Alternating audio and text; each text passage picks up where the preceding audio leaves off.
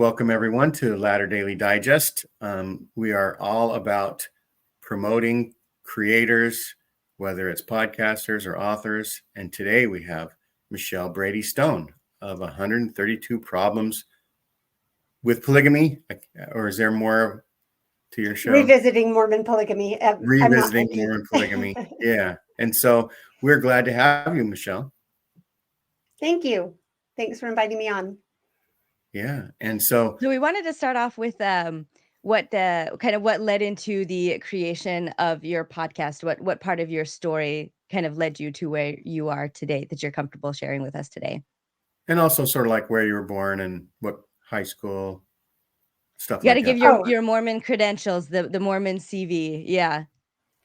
Okay. Well, I could just start with I was born in Salt Lake, East Mill Creek, on the border between Holiday and East Mill Creek. I went to Olympus High. I'm the youngest of 9 children. My dad was the bishop for most of my memorable childhood. And I think he was in 3 bishoprics before he was the bishop. And then he was always on the High Council. And my parents had a music business, Bright Music, where they did Safety Kids and Standin' Tall. And before that, it was all LDS music. I'm a Mormon. And when I grow up, I want to be a mother. My mom wrote all of those, and my dad ran the business. So my whole growing up, I remember if I ever needed my dad, I had to ask, is dad at the church or at the office? That was how it went. So anyway, I remember some of those songs. They're from like way back in my childhood. So I was young enough not to have memorized all of it, but it's still like the little cassette tapes, and my mom would play them in the car and stuff. So yeah, anyway, I think I remember just had to throw that in there.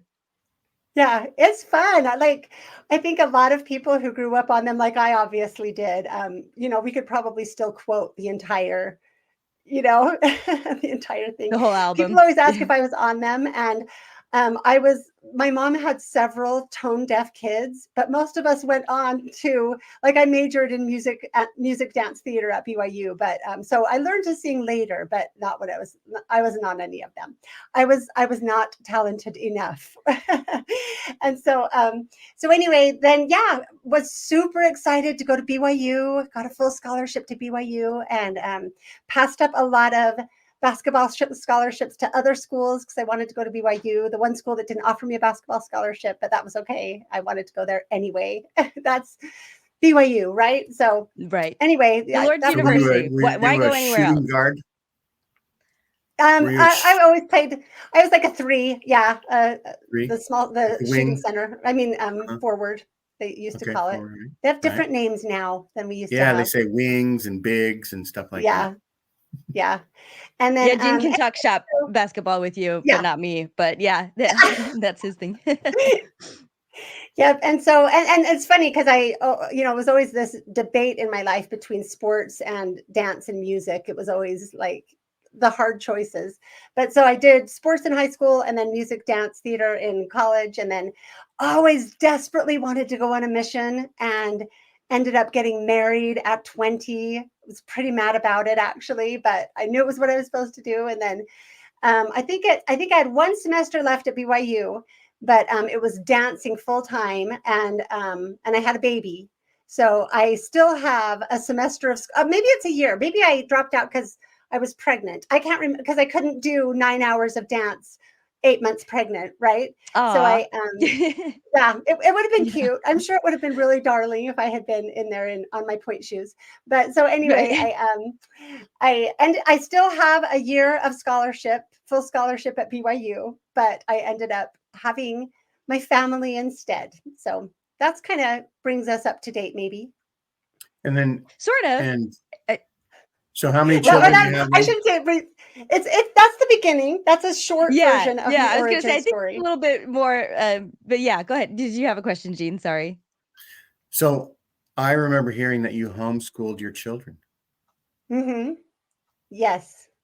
Now, I did was that from the very beginning? From the very beginning. Wow.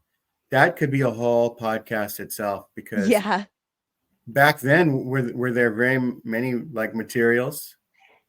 It wasn't like in the 80s is when homeschooling was really hard, I think. And then, there's the kitty. I like the cat. And then by the time I was doing it, it was definitely still, I had a lot of mental hurdles I had to get over about like, I'm going to totally ruin my kids. And every homeschool I've ever known has zero social skills. And, all of the stereotypes. I had to really, because my life, I just live my life by inspiration. Like if I feel like I'm supposed to do something, that's what I do. And then I have to get the answers afterward often. And so I felt like I was supposed to homeschool and then had to kind of figure it out, And so anyway, but it turned out to be fantastic. Like I can do a little bit of mom bragging. I mean, I think I have awesome kids. Awesome. And my oldest is about to graduate from law school, and he went through college on full scholarship, through law school on full scholarship. My second son did the same thing, and he graduated college with extra money in the bank from all of his scholarships, and just got a full scholarship to go do his master's program. And then my next two went on soccer scholarships, and just kind of down from there. It's worked out well. Yeah. While I was doing it. And then, there are the pros and cons. That's the braggy part. And I won't tell you all of the, like, you're not going to tell us how many kids are in jail or anything like that. Right. None in jail yet. But I guess I just mean like, I just want to let people know. If you feel inspired to homeschool, it can work. Yeah. Don't be afraid. My kids have fantastic social skills. I would agree. I want to hop on that bandwagon real quick because people, there is a stereotype for the lack of social and it's there for a reason. And I think some parents aren't aware enough of that and work on that. So my roommate was homeschooled and she's got some resentment there. She feels like she did not have the social skills. And so it was really at college and mission, and she really struggled. But I also have a friend that was homeschooled who I get you couldn't tell. And that was something she talked about. She's like, the ones that do struggle socially, they stand out more. But if someone doesn't, like her family, who also made sure that everyone was really well socialized, you just blend in. So it kind of skews to like being noticeable when it's lacking. So it is possible. Yeah, and I used to speak a lot in the homeschool communities, and I really feel like, okay, so a couple of things. Really, what I have observed, and I used to have the studies, but I haven't spoken on any of these topics for years. But social skills come primarily from parents and from the family, right?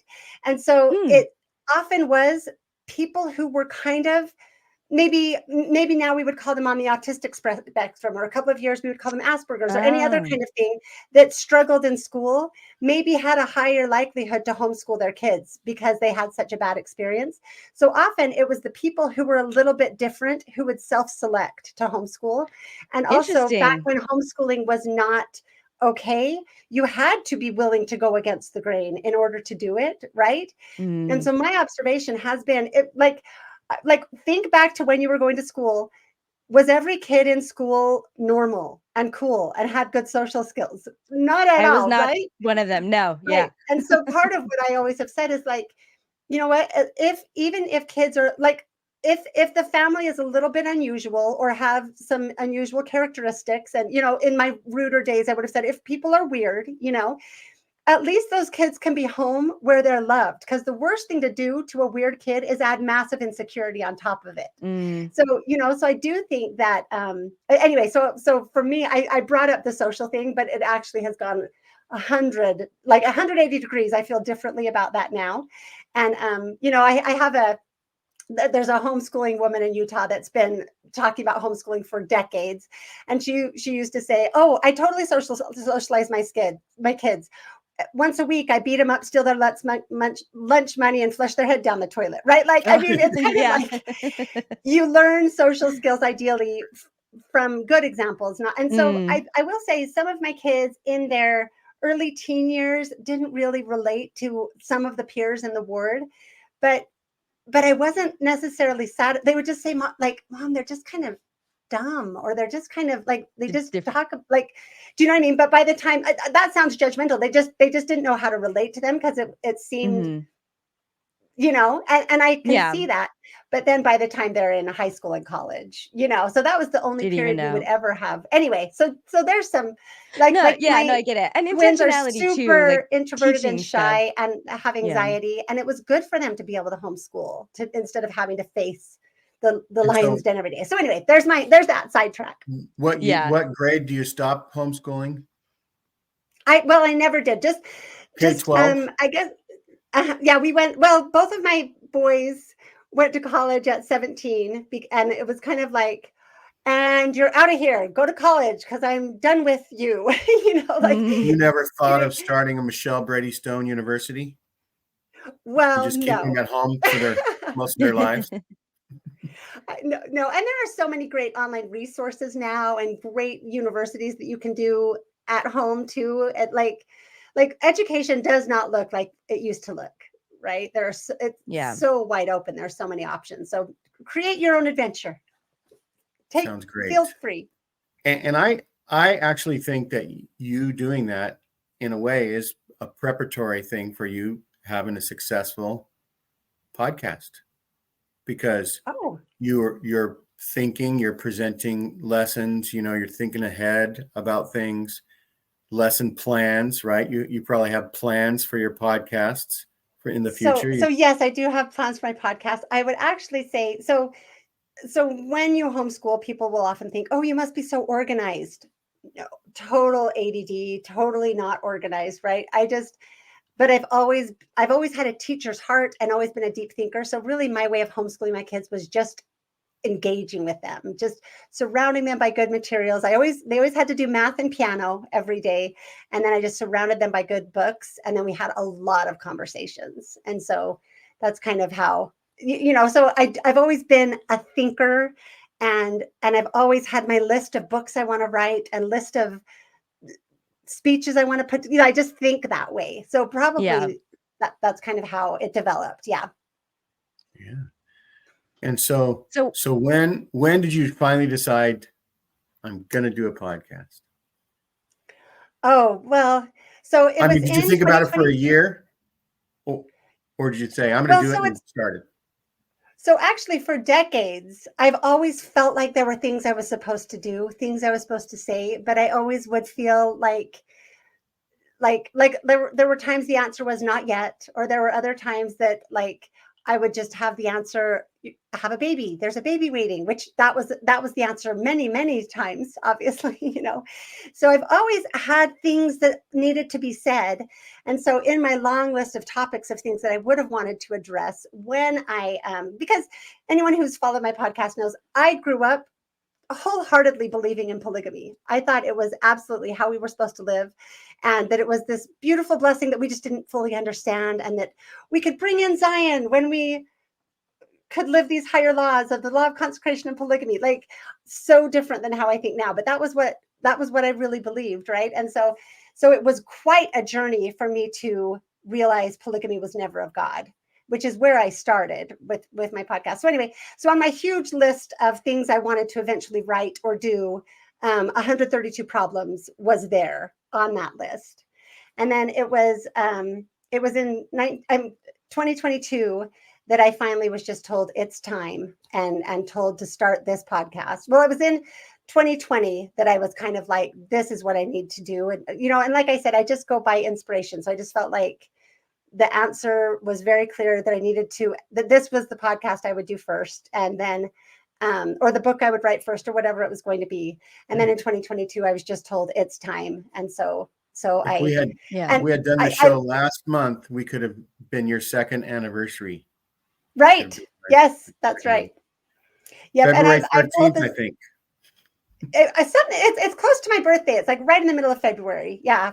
My birthday's the 20th, and it's right around there. But I often, like, it was overwhelming, and I'm not good at any of these, knowing how to do it. It really was just morning after morning. It was like, I compare it to Nephi building the ship. It was just like the instructions came, use this space, do these things, call this person, like it just kind of was like, okay, which was a huge blessing, because it felt overwhelming for me to just do it. So yeah.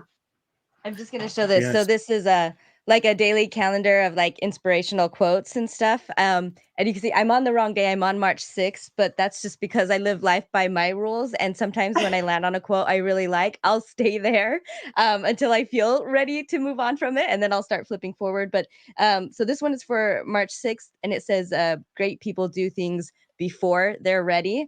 And that's by Amy Poehler, actually. So, and that's just something that's really been standing out to me. And anyway, it just reminded what you were saying, reminded me of that. Like, I don't know if anyone ever feels ready, but when it's time, yeah, things just start kind of sliding into place. And honestly, I think that the time from the idea to the launch, where that's kind of percolating in your brain, is an important part of it. It's an invisible part of the preparation, but I do think it's there. So yeah. It is, and that's good to know that, because it can feel really painful. It was actually painful for all of those years, feeling like I'm supposed to be doing things. And, so it's good to know, okay, just when it's time, it will happen.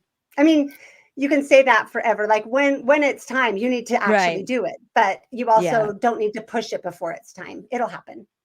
That's right. When Maven and I started talking about creating some sort of content, whether TikTok or whatever, it was about 2 years ago. And then finally, 8 months ago or 9 months ago, whatever it was, I had this idea, and part of the inspiration was seeing your show. So I thought that you were such a good podcaster, and saying you were confidently speaking your mind, and I'm just amazed, because I always wanted to be a talk show host, because then I could just ask questions and all the pressure's on the guest, to come up with most of the material. And here you are, just sitting in front of a camera and a microphone and just going and going and going. And I thought more people should see Michelle Brady Stone. More people should. And that was like percolating in my mind. And so I decided to do a podcast about podcasts, is what it was at first, like a talk soup sort of a thing.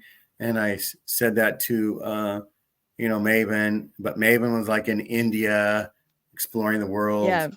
And I'm just, but that was something I wanted to do too, because I'm sorry, Jean, I cut in over you.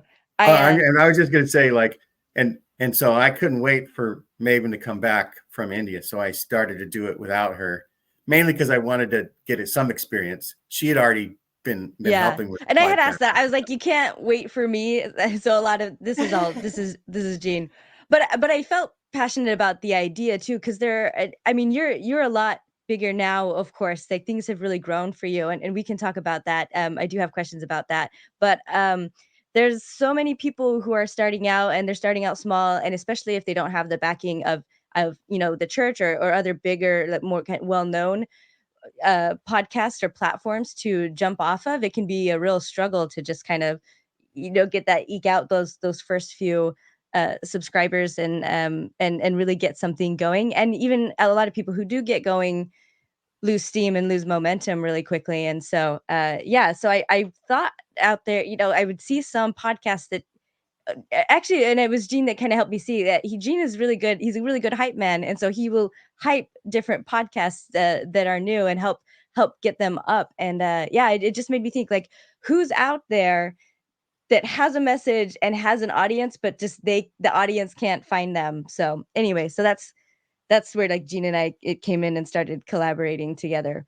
But so I think I'll wait for my question later till we'll go back to you. And well, no, I guess no, we can start, because we've gotten to where you've started the podcast now. My question is, I wanted to talk about this, kind of looking back now 2 years ago. How do you feel about the growth that you've seen? Like, is the podcast doing a lot better than you ever thought, or did you not have any expectations? You were just doing it? Because I could see that happening. I feel like I need to do this, so I'm going to do it regardless of the consequences, or how big it gets or doesn't get. That's how I see you, as just operating from that place anyway. But it's doing really well. So yeah, do you want to speak to that?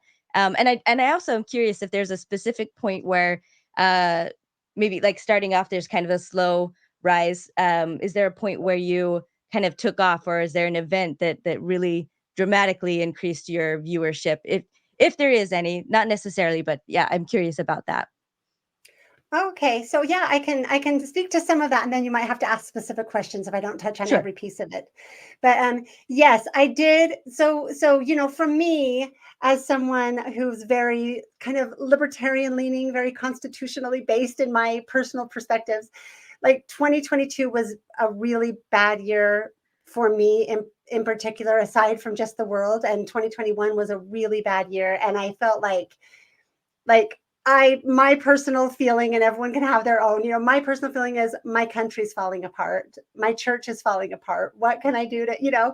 And so first of all, that's why kind of being told to do polygamy felt ridiculous with all of the things going on. There were other things I would have rather spoken to, and I felt so specifically and strongly directed to do it, that's what I knew I was supposed to do, so it didn't matter. But I really did think, I don't I was kind of like, I wonder if this will ever get to 1,000 subscribers, because it felt so irrelevant to me. Like, you talk about subgroups of subgroups, starting with just Mormonism, then Mormons who are interested in polygamy, then Mormons who are interested in polygamy and are willing to question the standard narrative. Like, I felt like Yeah. I'm like, okay, the two of you out there, let's talk about this, is how it felt. Uh-huh. And so, yes, I think it took a year to get to 1,000. And also, a lot of it is just me talking about the scriptures, which, well, I mean, I don't want to make it sound like my podcast is not appealing. It has been very appealing to people. So, but from my perspective, and I always tend to be really hard on myself and probably too insecure, like, no one's going to want to listen to this, but No, that, I think Right, it's reasonable. it's almost Yeah. like you're saying, okay, I'm going to do a Sunday school class, the same lesson each week, over and over and over and over and over and over. and where I'm going to offend all adding of my more material. potential audience, or I'm going to alienate anyone that, I mean, just in your mind. Like, I don't think that's how it is, but that's how it felt. Like, I was like, okay, God, all right, here we go. Like, and the answers came so strongly that I was like, I didn't question, that's just, like, I had babies at home by myself because that was the answer that I was supposed to do. So this is what I was supposed to do, and that's just how I work. So yes, it was quite thrilling. Like, I remember, because after so many babies and trying to get back in shape after my last baby and stuff, I remember the day that like my podcast and my weight were the same. Like I had, the same number of subscribers that I weighed, and this number was coming down and this number was going up, and it was like, yeah, you're pretty Yeah, heavy like right if now. it was a Michelle. graph, like, or I guess coming from this, yeah, like the lines converge and then I guess I separate. could Yeah. say it's embarrassing. I'm Yeah. 5'10", so I don't care. But it was like 150 is where they met, and I was like, oh Yeah, on both accounts, So it's funny how numbers, are means different things to different people. I feel the Right. same way. And so one other thing I want to talk about is, like, did you have some favorite podcast that you were like modeling, or that you thought was a good way? Can I pause on that one? Because I want to go. Okay. I don't feel like mine was quite answered all the way. Oh no, I was gonna. Oh, Yeah. no, back. Oh, Okay. okay. So So I'll my finish follow-up, Jeans, then I'll come to Jeans. Is that good? Okay. yeah. Yeah. Okay. So my follow-up is, so you said it took a year to get that first 1,000, and then, like, from there, what happened? And was there kind of a takeoff point, or? Yeah, I'm not sure where it is, and I have an awkward, maybe not awkward, but I really did feel like, please start at the beginning, because I'm making the scriptural case, laying it out bit by bit, and so it's not really a podcast where I wanted people to join in, because I've dealt, like, so I like the preparation I had done for this, when I was like awakened to the fact, surprise, and it's so silly talking to like post-Mormons, that like I had this awakening that polygamy was not of God. It's like, oh, congratulations, you grew a brain. It's, Yeah. but for me, it was really an awakening. And there was no place, so I'm backing up a little bit, Maven, if that's okay. There was no place to talk about it. Like, I tried to bring it up in some big LTS women's Facebook groups or different forums, and it was like, you may not talk about polygamy here, right? So I had to start my own Facebook group to talk about it. And it ended up being an incredible space, because I had been so involved in the homeschool community and sort of the freedom community, and so just very conservative LDS communities. it was a huge betrayal. Like I was betraying my polygamy loving people. And so people came flooding into that group and tagged like all of the best polygamy scriptorians and like that are actually FLDS people like arguing in favor of polygamy, writing books. So I was able to encounter all of the best arguments, which is exactly how I love to do it. So that's how that was really my preparation, was going, oh, this is how they defend it. This is how they explain that. And so I would go study it. So anyway, so that was a really good preparation to be able to do this. I just want to jump in real quick for anyone in our audience who might not be as familiar with Mormonism or what the issue is here. I just want to say, I don't think it's so much like a love of polygamy for some people, and I think maybe more women, but there's definitely people that love it, but I think there's also something at play here, was like, because with the association with the founding prophet, with Joseph Smith in Mormonism, and then further on to Brigham Young, it's really conflated with the idea of the prophet and the belief in the whole system. So when you question polygamy, for a lot of people, that's questioning the very beginning, the foundation of everything. So it's not just like, we love polygamy. Like, again, some do, but there's plenty of people who have really struggled with it. And I'm one of those. Like, I wrestled with it enough to become okay with it as a Mormon woman, but it might have been a bit easier for you than it was for me, but I did that in my teens, and then I moved on from it. I was like, I've settled it enough in my heart that I'm not going to let it bother me, and I'm going to ignore it. I was not one that liked to talk about it, but anyway, I just wanted to point that out for our audience that may not be aware. There's for some people, what you're doing, Michelle, really kind of cuts to the heart of their belief in total, and so it can be really scary and frightening to question these kinds of things. And you're right, the church has not been very good at allowing and creating space for these. So so you kind of have to make to add to that. You did. Real quick, to add to that, I think early on there was the message was Joseph Smith restored the gospel. He restored everything in the Old Testament, everything that Jesus did. It was the restored church. And so he had to practice polygamy for the narrative in order for people to say, we're just doing what Joseph Smith restored.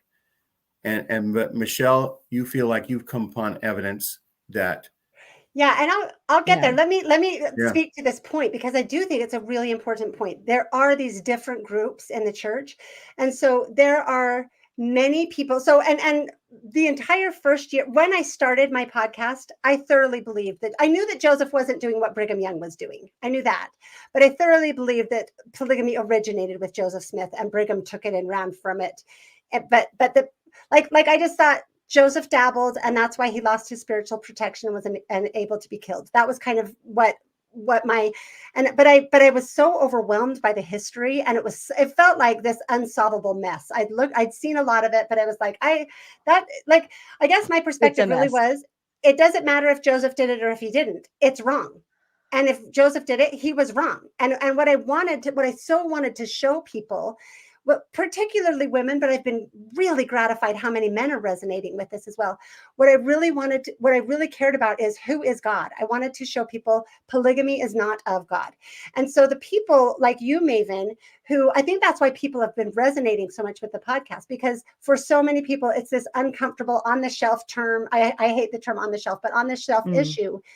And so when I'm able, because of how my brain works and how, I'm a really logical thinker. So I lay it out for people the way that I learned it, in this really logical, understandable way, based in the scriptures, to just show this was never of God, period. This is not who God is. And that's really impactful, like that's profoundly has a profound effect on a lot of people.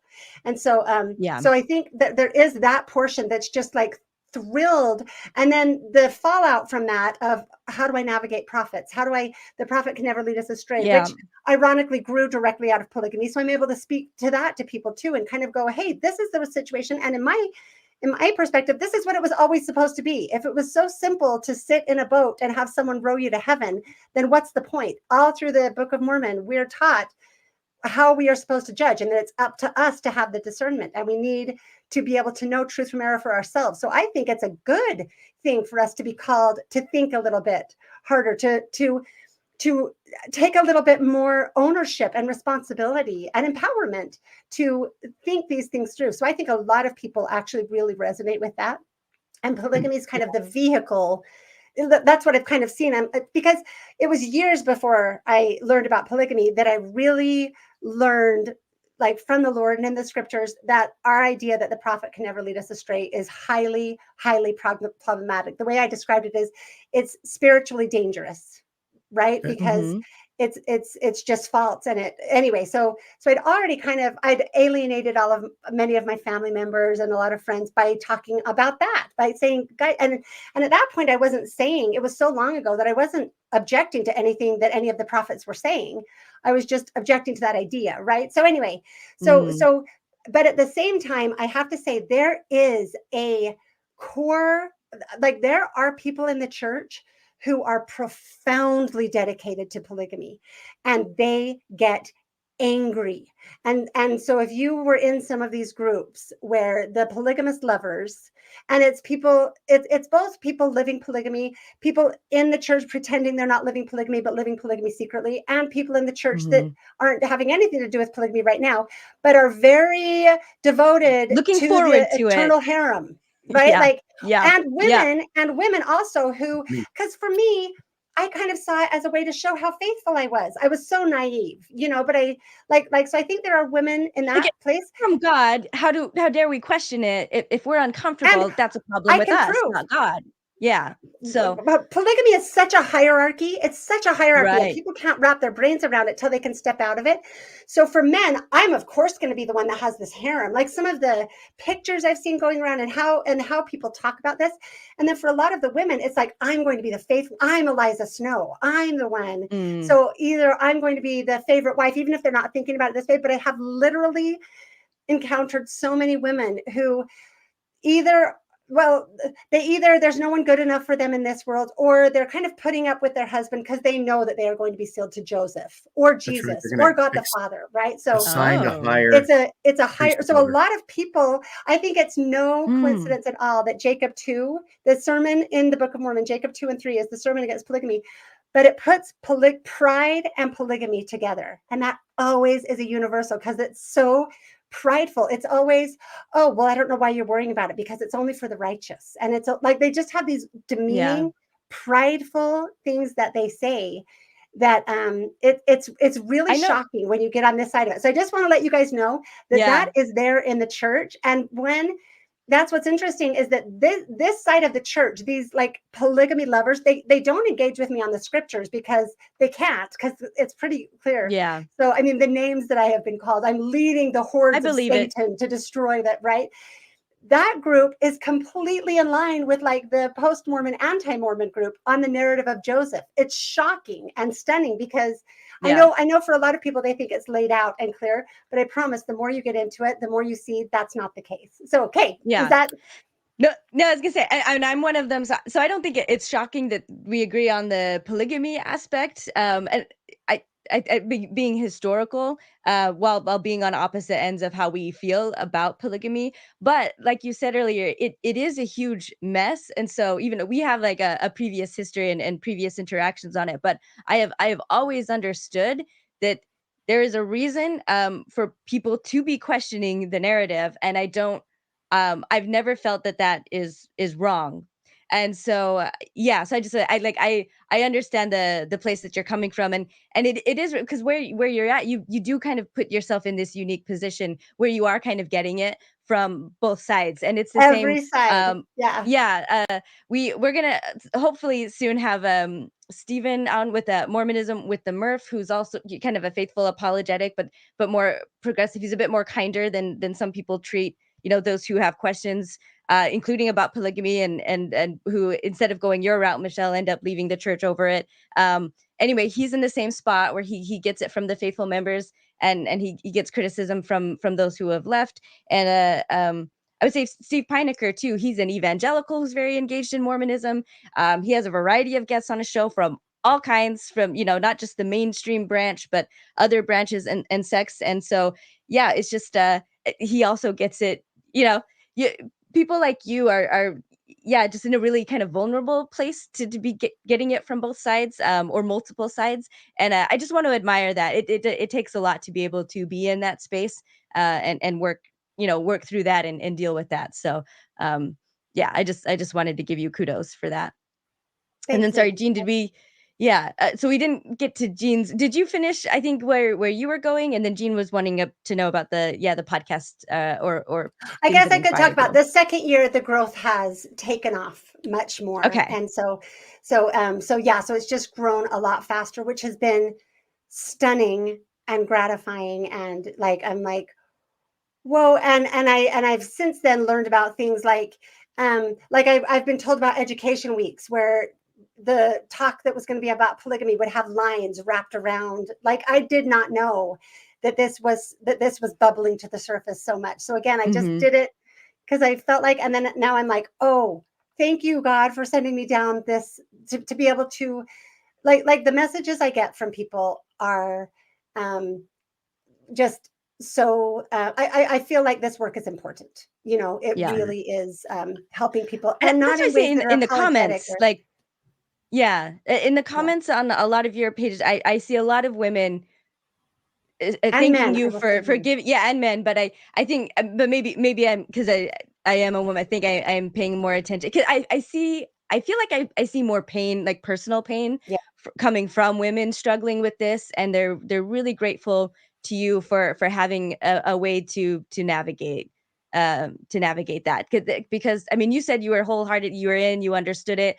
I struggled, but I got myself to accept it again, because I was thinking it was from God as well. So who am I, this little human, to dare question God's way of things? But there's so many of us that, whether we work through it, or it just always sits unsettled, and it's for some people, it's always felt wrong to them. They never had a testimony of it, and it's a difficult Can place I to be in, because you can't talk about it, like you Yeah. said. So Can I respond you to provide one? this way. Can I just add one thing to what you're saying? I think part of the growth of the channel and the resonance with it as well is that I know that, like, I get accused a lot, and I think people that are in my camp get accused of a lot of just being sort of dishonest. Like we just have cognitive dissonance, so we just ignore things, and we just, we're just trying to make ourselves feel better in this space.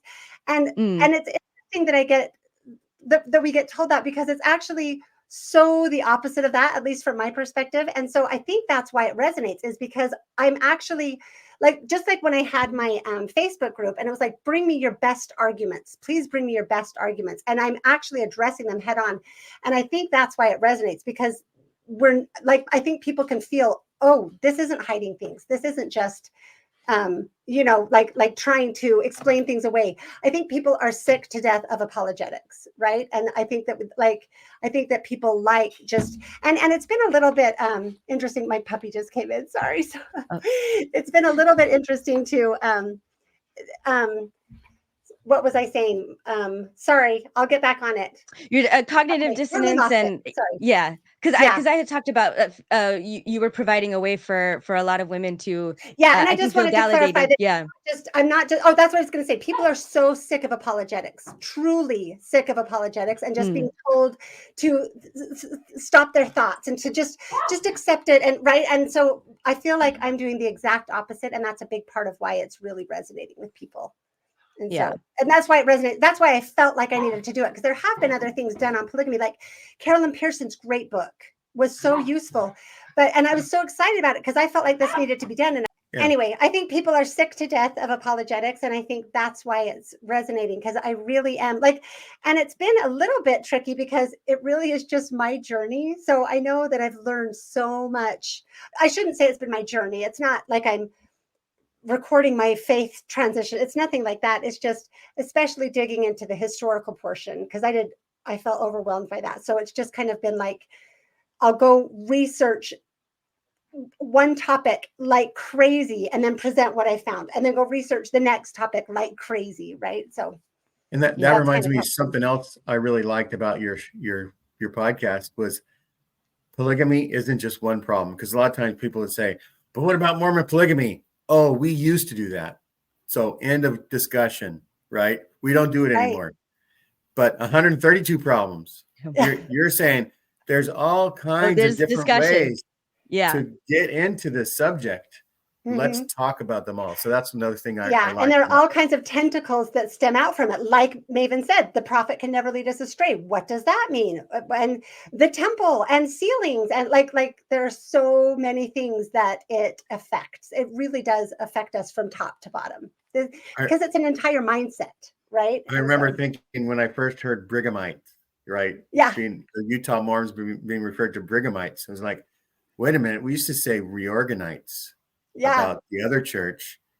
If we're Brighamites, that first realization. And then I was learning about all the other. Yeah, that you're like, how do I know I'm in the right one? Right. When you first learned that every single breakoff of the reorganization, including every new polygamous leader, like has proprietary use of the one true church and Doctrine and Covenants. Right. You're like, okay, how does that work? Yeah. So that was, and then back to what I was going to say is what like podcasts you had been consuming prior to jumping in to the world. If you either model yourself after, or you didn't want to be like that, or what were you thinking about those things? Do you know what? I think that in my mind, I had been speaking for so many years that I didn't model. It was always just what was inside of me. Finally, I kind of like talk about the elastic got pulled back so long with I think it was like 7 babies I had while I was feeling like I was supposed to be doing these other things, Right. So I didn't model myself after anything. I did feel like there were things that needed to be said. And, and then I had been, I've always liked listening to things. My brain just likes to work. So I've been very involved in debates and, listening to consuming, like I really liked when John Dehlin started Mormon Stories. I really liked also the, before that, I'd always listened to all the BYU devotionals and, I just always liked learning. That makes sense to me. That was kind of the sense I was getting after Jean answered the question and you were going. I was like, I'd be surprised if she named one because it does seem like a lot of this has been self-directed and the consumption has been in materials versus like what other podcasts are saying. And I don't think there were very many, even especially about this topic. As you're talking about this wave where this is really kind of bubbling up, you're kind of part of like the crest of this wave that is growing. Like the timing is like you just you are the person at the right time in the right place to have exactly to for this to take off.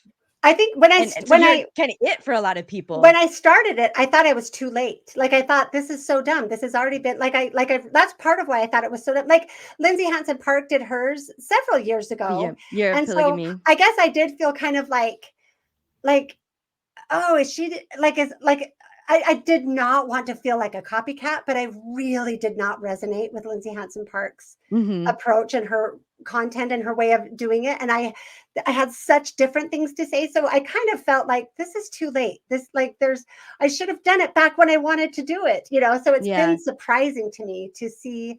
Oh, and it's kind of like, this was all there. This like this was all there all the time. I think that, the BYU, what's it called? Education Week talk that people told me about. I think that happened either while I was still small or maybe before I started, so it is kind of, and I think you're probably right that probably now I'm adding to that, although I'm always a little worried to say that because I don't want to make myself a problem for the church. Yeah. No, and you're not adding to it. I just like you're saying, it's bubbling up. It's there. I 100% wholeheartedly agree with that. And I think, and there's more podcasts besides yours. There's starting to be a lot more attention. Yeah, they're starting to come up a lot of them. So it's, I definitely, and I don't want you to be in trouble with the church either. I don't see you as like the ringleader, like making this a problem for the church. It has been a problem for the church. And I think I think there's just kind of a general feeling and a general maybe consensus that this is painful and it's coming out. Even if it wasn't coming from you, it would be coming from these other sources as well, because it's the time, it's the right time. And I think but you following your inspiration as late as you thought it was, it really is the perfect time for this stuff to happen. And I can relate to thinking like, people bandy about ideas. Lots of people have podcasts. And even when I started, I was just like, I don't have anything really unique to say. I doubt there's anything I could say about my experience or my thoughts on things that hasn't been said before. And so that's been something surprising to me, is especially in, Oh, no I one play a took me small down role. quite like you had, Maven. That was Oh, I new. know. Yeah. Well, we can talk about that too. But yeah, I think just in general, I just thought like nobody would want to listen to what I have to say. And I have nothing unique, but I've had a lot of Little people old say me. that, yeah, the way I've worded things have really like helped them understand or bring words to their own feelings that they weren't able to put together. So yeah, so I get that feeling too. Um but yeah, I did want to bring up, I guess, maybe the idea of drama without getting into it. And this kind of goes back with you being in a place, where I was talking about where you're getting it from all sides. So so full disclosure, one of them is me and from my side. And so one of the things well, there's two things I want to say that I appreciate about you. One is your the diversity of guests that you have on the show. And I haven't watched very many episodes of yours. I've just seen a few. I'm just surrounded by podcasts all the time. So actually in my free time, I don't listen to podcasts about Mormonism. It's almost like anything else. I'll listen to podcasts about anything else because I'm just in it all the time. But oh, I forgot where I was going with that.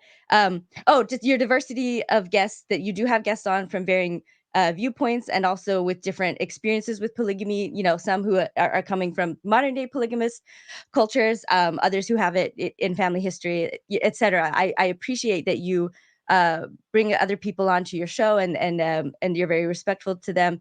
And then yeah, but that doesn't mean that there's not drama. And I just appreciate that. I think despite that you're still willing to come on this show. And when Jean brought it up, I was just like, I would love to do that. Make sure you ask her if she's okay with me being on. I assumed, I knew you would be. That's what I felt, but I still wanted to give you the option to come on the show and We're have it all just be about you and consent. Jean. Yeah, if you would feel more comfortable without me there, I was just like, that's fine. I totally get it, and I just want to have her on.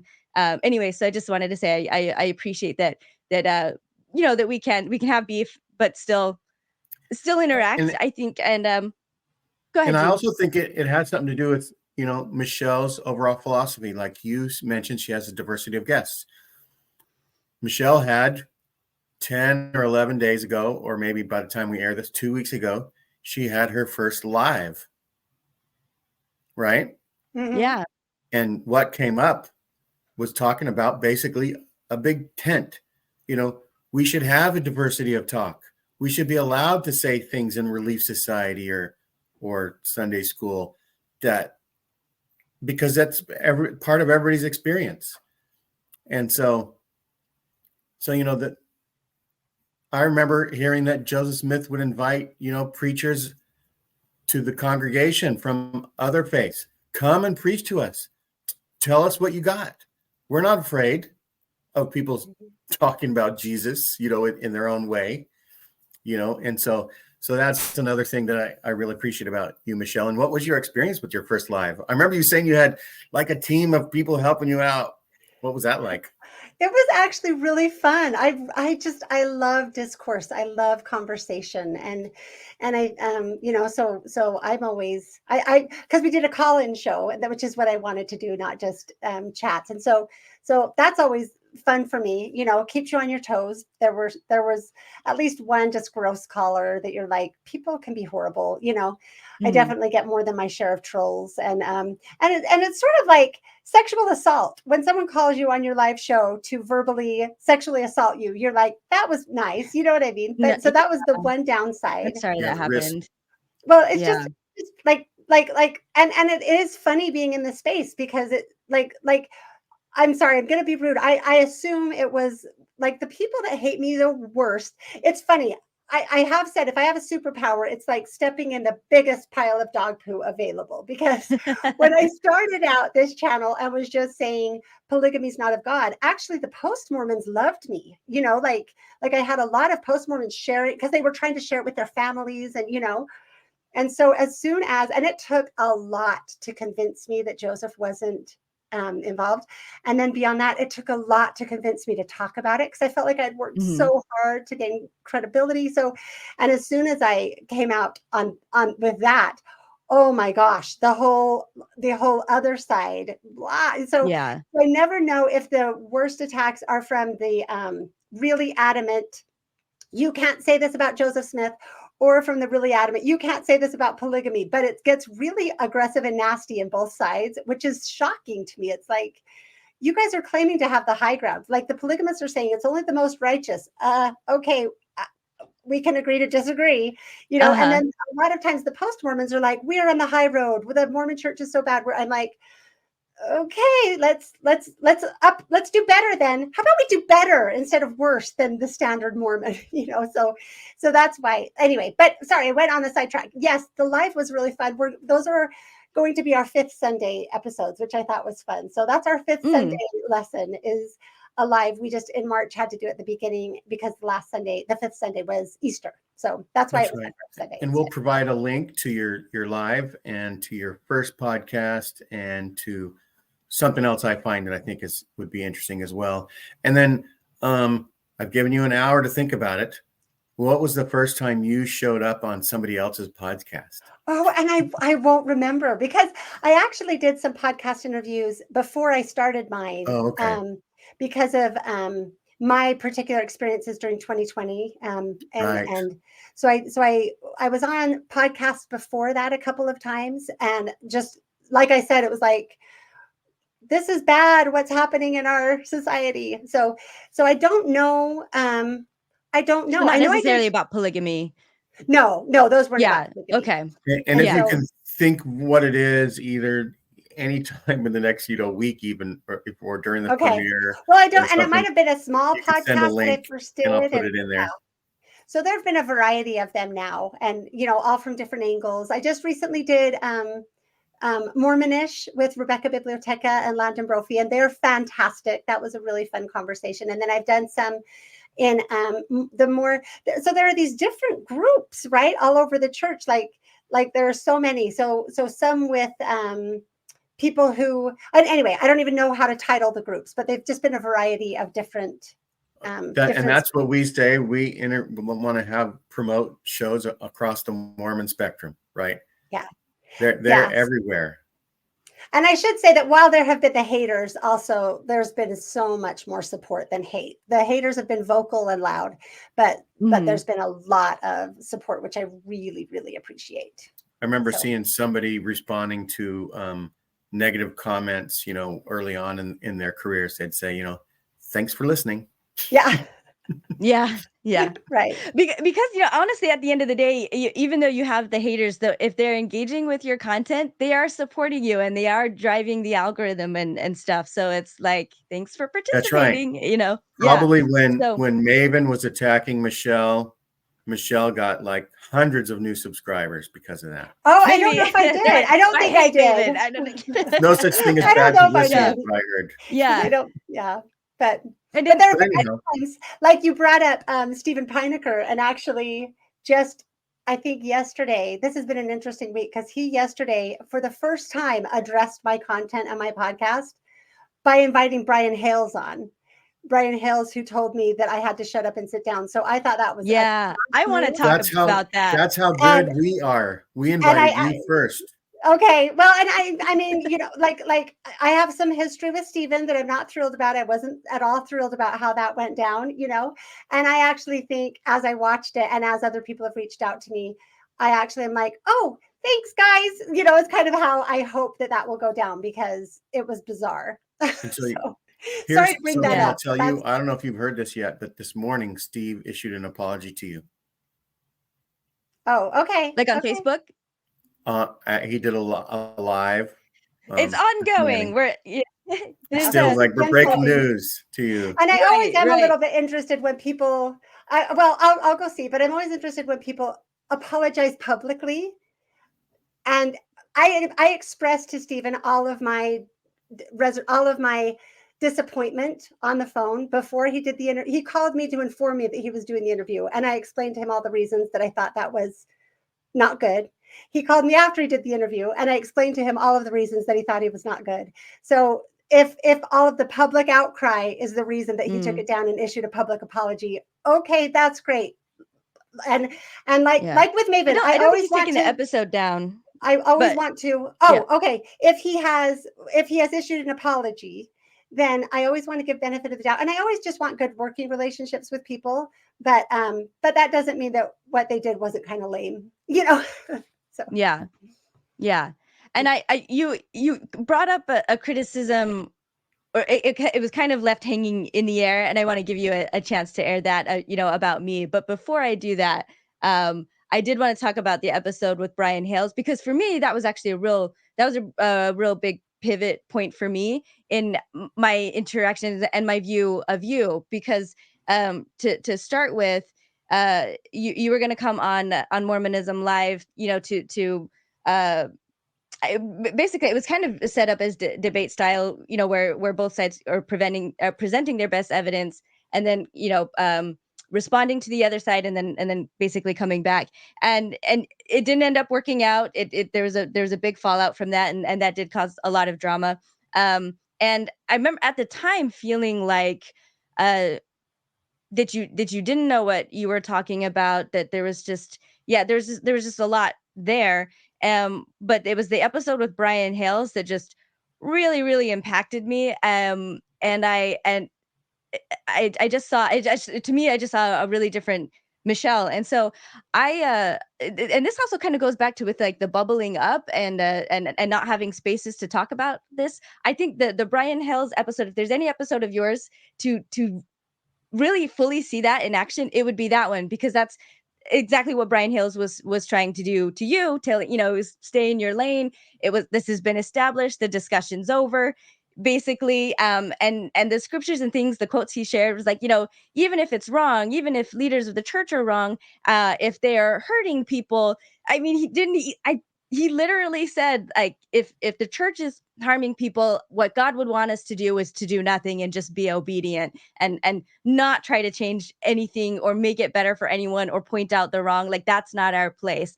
And I was just astounded. It was just really, I don't know. Yeah, it just really bothered me. And I loved you you. felt for Michelle as a human being. Yeah, That yeah. she was And being mistreated. yeah, and I while I disagree with your position, I absolutely disagree with shutting you up about it. Like, I just hated that. I was like, no, she has a right to talk. She has a right to have this podcast. I just didn't like that he was trying to shut you down and basically, you know, threaten your membership with the church and call you apostate and a wolf in sheep's clothing. But it was all done with a very nice voice, you know, just that soft kind of patriarchal voice. And I just was like, oh, I was just getting so angry. And then one and of the yeah, a things soft voice, but He was zero compassion, consplaining. zero empathy, zero actual understanding. Just yeah. you need to shut And up. I'd like to think, Yeah. despite our interactions that didn't go well, I hope that you would say, or maybe think that I've never been like that to you. I think my criticism of you or your position, I will say I I think has very, been very much disagreed with your criticism, and I think it's easy to take uh-huh. one side and twist it into something and present it, because my perspective of Yeah. that would be very different. So I thought that was unfortunate, but I'm glad we can move forward. And you know, Yeah. I always think like, let's try to clear the air. Like, from my perspective, what happened with that was really, it was me that was trying to push for that. It was me that wanted to try to Right. make that happen, and I did not like how it went down at all. Yeah. But I would like Nobody did. I would like to Yeah. think that hopefully we could do better. And I say we because I'm trying, like, I thought your Yeah. side was really lousy on that, you know, and I know we're going to Yeah. disagree on that. No, But yeah, we are, but that's okay. I would like to Yeah. think we can go forward and do better. That's my Yeah. hope. Like, I've And been I'm not reaching done. out to Bill I'm not Moore. done praising you yet. Okay, I have more sorry. good stuff I want to say about you. So, and then Gina, it seems like you had something to say, because I mean, because I think the one side of the thing, you know, that I addressed was the attempt to kind of silence your voice and stifle you, and you know, tell you not to talk about things. But then the other side of it was the historical knowledge that you do have, and I thought I was under the impression, wrongly, that She was skimming the there were surface. things you didn't know about. Yeah, but my respect for you, and I was like, no, she knows what she's talking about. And that is really coming through in this compared to Brian, who's supposed to be this polygamy expert. And I've never read any of his books, but I know just in my mind, I just kind of accepted like, oh yeah, he's like Todd Compton, like he's a polygamy guy, and that he knows this and he's published books. And so I just assume, yeah, Brian knows polygamy and he knows what he's talking about. I mean, he does know, but I think what really stood out to me was how deceptive a lot of things were that he said, and just how much even people like Brian Hales, who know some of the really unflattering things about polygamy, are willing to, I think, bank on the ignorance of members. Exactly. That really came through. I like so often I wish I could go back and redo interviews now that I know so much more. But with that one, I did not expect him to sit and lie directly to my face. I didn't know I would need to be prepared to like counter, like, because I just thought we'd have a discussion. And I was shocked from top to bottom with how, I was like, okay, so explain to me why I'm wrong. Like, let's talk about it. I want people to hear your voice so that I'm presenting both sides, because I don't want to tell my audience what to think, right? And so he insisted, and we had already agreed to a predetermined format, because every single time I reached out to him, I was just responded to with, you need to be excommunicated. You're not allowed to talk. You're not allowed wrong. to go against You're leading people astray. Yeah. You're creating confusion. I'm a transparencyist. I'm sorry, that word is triggering to me at this point. So it's so stupid, you know? So he came on and totally set aside everything we had agreed to, insisted on starting with a slideshow that was so unbelievably offensive. And I know it wasn't all intentional on his part, but it was bad even without the huge flub up, you know? Without the huge triggering part. And you know, since then, sorry, this makes me so mad. Like, so for anyone who hasn't watched it, he put my picture up on his slideshow as someone who's in opposition. Like, he had President Nelson and him on one side and me on the other side, right? That's right. Michelle, you must have been flattered that somebody created a whole slide deck showing how you were going to hell. On my podcast, against what we had agreed on. In your house, that's kind of like, and just so people know, so my 2020 and 2020, I don't like to talk about it because I lost 2 children and it's been hard, right? And so anyway, the picture that he chose was my Facebook profile picture of me holding my daughter the day she died. And so he, on his slideshow, talking about how I need to be excommunicated. And I'd already been receiving messages from people telling me, you better be careful because you have babies on the other side that want to see you again. And, you know, so if I sidestep the church, I lose my children, right? Which is how I learned, we have some toxic beliefs that we need to think through, right? And so anyway, so he came onto my show, disregarded everything he said, and put a picture of me with my daughter while he's telling me I need to be excommunicated. Totally took me off guard. And it made me cry because, you know, and so I'm sorry. I was actually amazed at how you were able to regain your composure and able to complete the show. Thank you. I thought that was amazing. I was like praying and like, okay, what should I do? You know, and I was kind of proud of myself. I felt like I handled it as well as humanly possible for, you know, and what's amazed me is how many people now have like accused me of being emotionally manipulative. And like people tell me that I'm going to cry. And like, I am so logical. And yes, I do get touched by things. I'm compassionate and empathetic with stories I hear that can bring me to tears, but I never am emotionally manipulative. So even I've had Don Bradley on recently, and he even told me that when he was going to come on, people were telling him, she's just going to cry. She's just going to emotionally manipulate you. That makes me so angry. Like the lack of empathy in our communities is maddening to me. So sorry to go off on that. I actually, because I want to jump on that bandwagon. Yeah, because I had people who have said that and taken that because but I feel empathy for you and during that part too. I think there was just like what is it? It's kind of almost like secondhand embarrassment, but not because you did anything embarrassment, but just to see like I would not have handled that as well at all to be, you know, on a show again, like if like my show and my guests, and then to be caught up like with all of that completely off guard because the topic, he was supposed to defend his position, and he didn't really. It basically got to the end and he's like, well, I've written about that, you can read my stuff. But it was like, no, that was what you were supposed to be on the show for. But instead he most of it went to this thing. But also just because some people point out that, when that happened, you didn't start crying, or the emotion didn't start coming out, or you don't see it until you start talking. But I think that's a really common experience, at least for me. I think for a lot of women, like when things like that are happening and you're kind of caught up in that whatever, for me, it's when I start talking that the walls kind of crack and the voice crack comes through and all that. So yeah, when people said that they thought you were deliberately crying at that point, I was like, I disagree. I don't think that's what's happening here. I think it's genuine, but just because you weren't. So you're embarrassed, like immediately Maven? bawling. Yeah. You're Anyway. embarrassed at everyone else that thinks that Michelle was being manipulated when you are. It's clear that Michelle was just acting like a human being.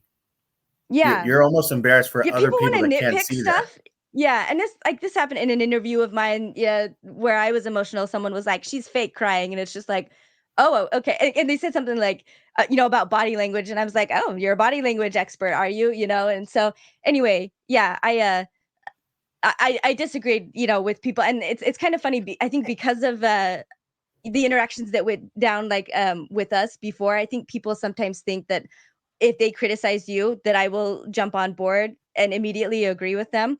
And I try not to be that way. So that was something that I've at least tried to defend you on. And then I did want to talk about, so one more thing. Again, this Brian Hales episode let me was just really respond really quickly. Yeah.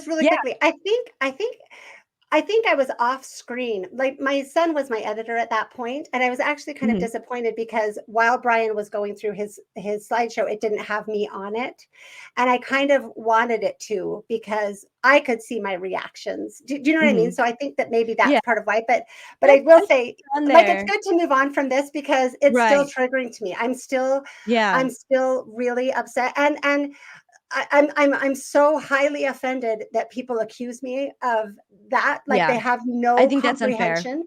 It's bizarre. It's like, are you even human to, and then Brian just went on Steve Pinecker's and I watched it and he did basically a truncated version of the exact same presentation. Oh, did he? I haven't watched it. But I don't want to. I don't want to see Brian anymore. Like after he was on your show. So I'm like, wow.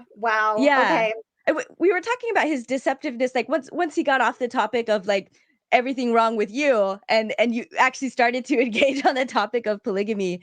The dishonesty really came through for me, and I honestly felt like that's part of he's part of the reason that why there is this bubbling up, is because what that showed me was that Brian he's not trustworthy. He's not honest. No. Yeah, and so he's into power. I am the powerful man who's close with the big guys, and I am going to, like, during the preparations for that interview, there were what felt to me like direct threats, things sent to me, and gathering information. And I was told that he's on the strengthening the members committee. I don't know if that's true or not.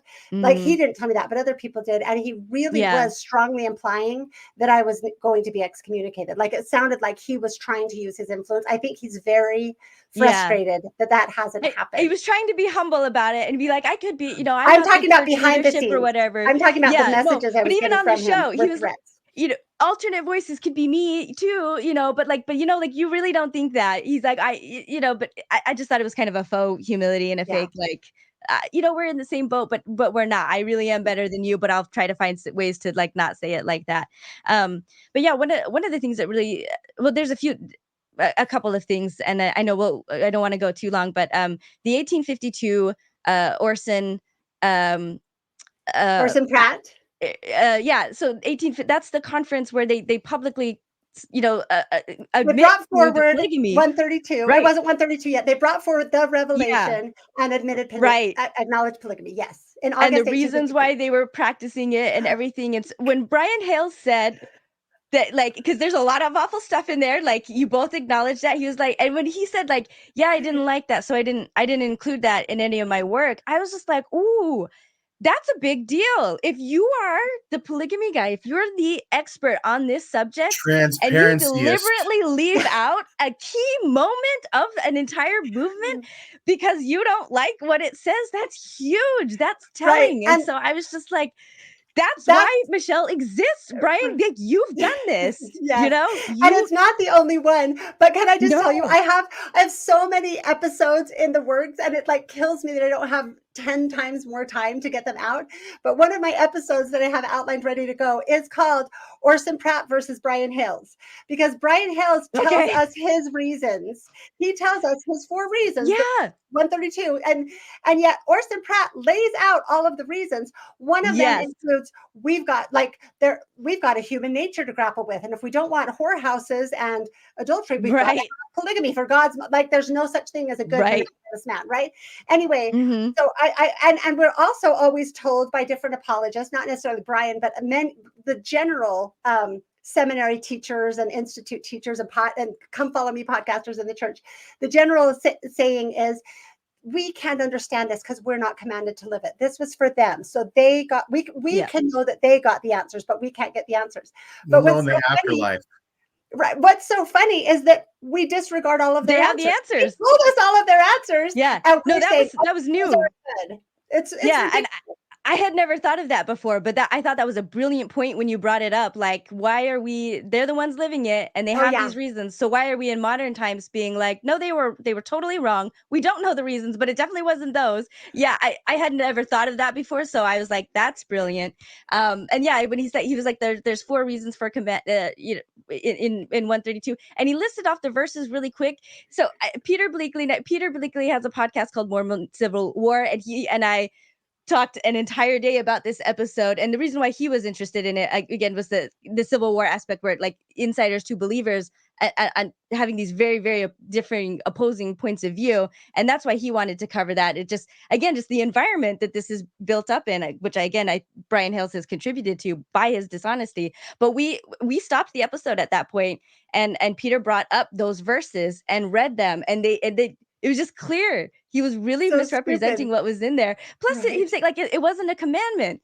It wasn't a commandment. It wasn't necessary. And I just loved that you were like, well, no, it says Emma's going to be destroyed, and destroyed means destroyed. You know, like, let's not.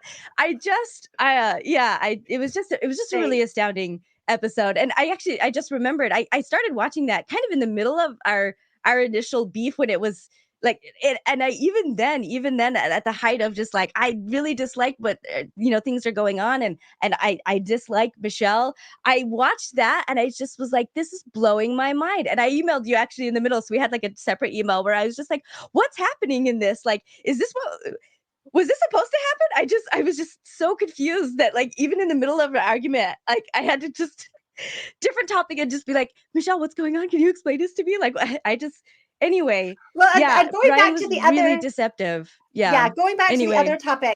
Then I think I've done 2 parts. So Bill Reel's big issue is the deeds, and the land deeds. And so I've done. You've done a lot on that. Episodes on we that. don't mean doing the deed. No. So yeah, I've done 2 episodes. I have a 3rd one that I have ready to go. You'll be happy to know, I also will release as kind of a special. I actually interviewed a PhD professor of statistics, who's actually a professor, to go over Bill's statistics in addition to all the work I've done on deeds, just so you know. That I'm not side skirting any issues. Like, I've gone in depth onto them. And so is he coming on, or is he already in the episodes you've done? Bill's still the statistician. diffident. So, I interviewed the statistician actually probably 6 months ago, maybe 5 months ago. I just haven't. I got sidetracked with my issues on the temples. No, I'll be bringing it out when I do the 2nd part on deeds, probably in April sometime. So we can look forward to that. Yeah. So just so you know, I am addressing all of those things. And of course, I think I have the stronger argument. But Of course. Yeah. And so I know, Michelle, you could probably last another hour having Maven sing praises of you. But please, you come through honestly. So even if I disagree with your position, or the conclusions you come to, I that's really it. I think you're honest. I think you're empathetic. And I think honestly, those are two of like the problems that you present for the faithful is for the faithful narrative, I guess, or the mainstream And the narrative currently. anti-narrative as well for both sides, Yeah. right? Yeah, I just think like, there's a point you're dealing genuinely with the pain and stuff. Everything you do, I feel is honest, especially compared to Brian Hales, who honestly that I just really lost all respect for him as an expert at all to know like he's deliberately holding back things that he knows sounds bad, and he's misrepresenting the things that we do have anyway. So I think that we can disagree, but I do have a lot of respect for you as a person, and I was excited that you were going on Mormonish, and I remember one of the first comments actually about it was about our beef, and said something like how dare you have Michelle on after what she did to Maven. And I was just like, wow. Well, first of all, podcast hosts can choose who is on their show. That's what that's their prerogative, and that's how I feel about Steve too. But I responded to that and I was like, I've been looking forward to this. I'm really excited to hear more of Michelle's story, and I'm glad that this happened. And I did, and I watched it, and I learned a lot about you, and that's a great episode. We'll link that to watch. I think that just again more of you come out and more of your personal story, and which I understand you didn't want to get into with our show as much, which makes sense. But anyway, I want to recommend that, and I want to thank you for being willing to come on the show and still have me co-host it. So I Can appreciate I? that. Yeah. Can I say I sent so John DeLynn and I have actually exchanged messages here and there. He's actually invited me on the show recently, but I haven't heard back from him. I think I create the same problem in that community that I do in the LDS community, like, Hmm. but this is, I just want to address one thing from that exchange, because what I messaged John DeLynn the most recently was, and he, we had a good exchange after that. I told him how much I appreciated his doctoral dissertation where he talked about why Mormons leave, right? And how helpful it was because of how offensive it is to have people say they just wanted to sin, they never had a testimony, and to be able to say, no, that's not true. You're saying that about them, but we need to look at what actually is true. And what I sent to him was, I hope that you're able to recognize that what people are saying about me and people in my community is we just can't handle the cognitive dissonance. We just want to avoid the hard details. We're just trying to save Joseph Smith, which is completely, it's at least as false as the claims about why people leave the church. And no one's asking me how I came to these ideas or what I base them in. So even while we're disagreeing, and that's okay. That's not the topic of this podcast, but it's very rare for someone to say, oh, what is it you're seeing that makes you think that? People want to Hmm. just call me a conspiracy theorist and just try. And I think it's just as unfair and dishonest as people writing off people who leave the church in those ways. So that was, and I said we had a good exchange after that, but I hope people will consider that, because as I said, like we spend a lot of time talking about just that one episode, but that's one of, Hmm. well Yeah. over 100 of Right. really in-depth research. And I am someone who very much values the truth. And so just from my own journey, and I'm sorry, I'll just say really quickly, what I have seen repeatedly is the pile of evidence against Joseph Smith has been disappearing, while the pile of evidence of lies and fraud and forgeries has been growing and growing. And it's ways of looking at it, like the Whitney revelation, for example. You can look at it, and I could sit here and show you why it's a forgery, why it's not legitimate, right? And so time and time again, I talk to historians. I just wrote a blog post about this. I have a blog on my website as well, 132problems.org, if anyone's interested. But I just talked about this problem that time and time again, I have conversations with historians, usually off the record. Only some of them are willing to discuss it at all on the record, but off the record. And they usually start out really pretty condescending, like, okay, I'll listen to the sweet little polygamy denier, but within just a few minutes, and it's happened a few times on the record as well, within not very long, they're saying, well, actually, this isn't my main area, or I'm not a Friendlight researcher, or they're basically punting because they realize, Hmm. oh, wow, I can't respond to this effectively, right? And so I Yeah. always ask, well, then who is the frontline researcher? Who should I talk to, right? And they never have an answer. So Yeah. I'm really And happy Brian that I'm said that too. he's a polygamy expert, but when he didn't have a response, he's like, "That's not my area." You know, Yeah. but in other Well, ways he did, and I was just like, "Well, are you the expert or not?" Like, and this he's his own Brian. category because Yeah. he's Which so member of the unbelievably Quorum of the 12 is the polygamy expert? right. Right. But And it's so anyway, interesting that he's not the only one doing that, I guess. That I no, do find that interesting. Yeah. like I honestly can say I have very little respect for Brian Hales. I'm appreciative for the resources he's made available to us. That's helpful. But as far as his interactions and his narrative and his approach, just from me. But Yeah. but when I finally was able to find the person that would take responsibility, and I really appreciate that he's engaging with me and we're having these dialogues, but still we can't get to the issues. And even when I try to talk about it, it's always like, well, now can you tell me why you think, like, can you send me a list of your, like, nobody has engaged with our research. Nobody has engaged. So we have this big idea that the historical consensus is finished, but not a single person can defend it. And so to me, like what I kind of said in the blog post is the historical consensus was set in the 80s and the 90s, right? It was set then. So it's kind of like we're stuck in a world of floppy disks and cassette tapes and fax machines and not paying attention that we have smartphones now, right? We have the Joseph Smith papers now. We have the DNA. We have so many additional things that have not been factored in. So that's why I want to invite people to consider reconsidering, right? And I always tell people that are Mormon, that are in the church, look, you don't need to be afraid. We have already rejected every other one of Brigham Young's false doctrines: blood atonement, blacks in the priesthood, Adam God. Like we could go on and on. It's not hard to add this one to the pile. We can do that.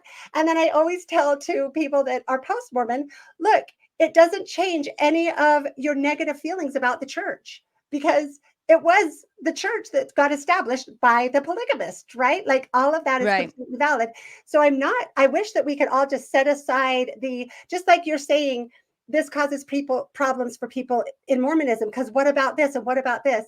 I think it does the same thing to the post-Mormons. And I'm always just asking people, can we set that aside and not think, Joseph Smith, this and it's like, do we just want the truth? And then after we get the truth and come to that with open eyes and actually look at it, then we can see where the pieces fall, right? But there's just too much emotional baggage attached on both sides.